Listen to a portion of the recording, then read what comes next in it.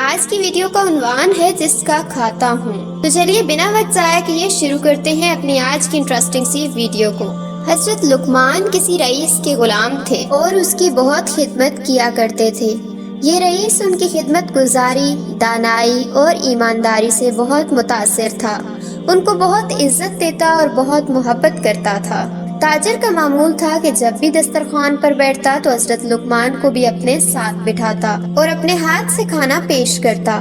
ایک دن رئیس نے کہیں سے خربوزہ منگوایا اور اپنے ہاتھ سے ایک کاش کاٹ کر حضرت کو پیش کی۔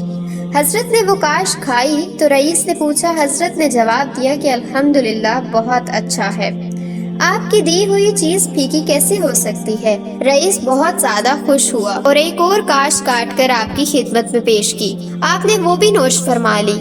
اسی طرح رئیس کاشیں کاٹتا رہا اور آپ کو پیش کرتا رہا اور آپ کھاتے رہے اور تعریف کرتے رہے۔ جب آخری کاش بچی تو رئیس کے دل میں آیا کہ اتنا میٹھا خربوزہ مجھے بھی چکھنا چاہیے۔ جیسے ہی اس نے کاش منہ میں رکھی فوراً تھوک دی۔ خربوزہ تو انتہائی کڑوا تھا۔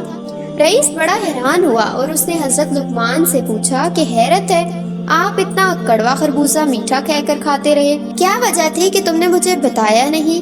حضرت لقمان نے سر جھکا لیا اور آہستہ آواز میں بولے، آقا میں نے آپ کے ہاتھوں سے دنیا کی شاندار نعمتیں کھائی ہیں۔ یہ پہلی نعمت تھی جو ذرا سی کڑوی تھی۔ میری غیرت نے گوارا نہیں کیا کہ ایک ایسے شخص سے شکایت کروں جس نے ہمیشہ مجھے پہلے کھلایا اور بہت اچھا کھلایا۔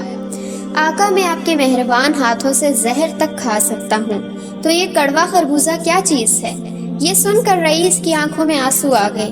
مجھے آج بھی یہ واقعہ سوچ کر رونا آ جاتا ہے کہ ہم ذرا سی تکلیف پر اللہ سے شکوہ کر دیتے ہیں کہ میرے ساتھ ہی آخر ایسا کیوں ہوتا ہے۔ کبھی یہ نہیں سوچا کہ اس مالک کی ہزار ہاں نعمتیں استعمال کر رہے ہیں ہم۔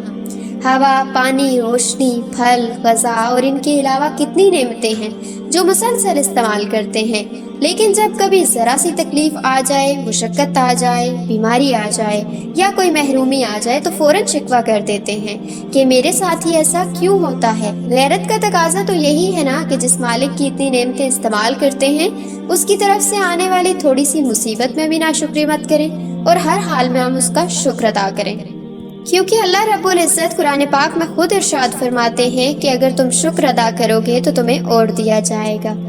اس امید کے ساتھ کہ آج کی ویڈیو آپ کو بہت زیادہ پسند آئی ہوگی۔ انشاءاللہ ملتے ہیں کسی اور ویڈیو میں کسی اور ٹاپک کے ساتھ۔ تب تک کے لیے رکھیے اپنا بہت سارا خیال۔